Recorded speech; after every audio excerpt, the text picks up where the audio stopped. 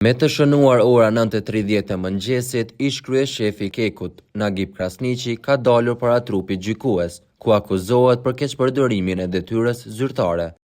Në këtë seancë dëshmuan dëshmitarët Emin Mava si dhe Mustafa Kavaja. Dëshmitari Mava tha që nuk ka pasur kritere favorizuese për kaldajën A5. Kriteret selektuese, si që deklarova më herët, ka qenë afati 1 prill dhe 50% sigurim i ekzekutimit në fazën e hulumtimit të trekut. Në fazën e hulumtimit të trekut. Kur ka fillu procedura zyrtare,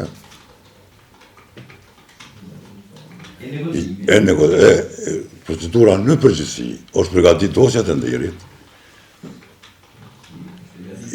ishtë dërguar operatorit ekonomik.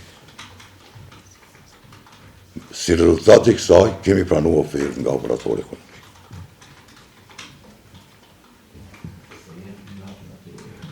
Sa me kujtohet mu, nuk jam shumë i sigurt, veç demet e likuiduara në dosjet të nderit kanë qenë 1%. Nuk jam shumë i sigurt. Janë definuar në dosjet të nderit 1%. Mirë po mund me qenë... Po.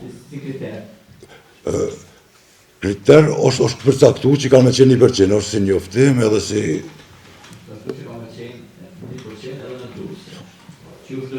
Operatorit ekonomik.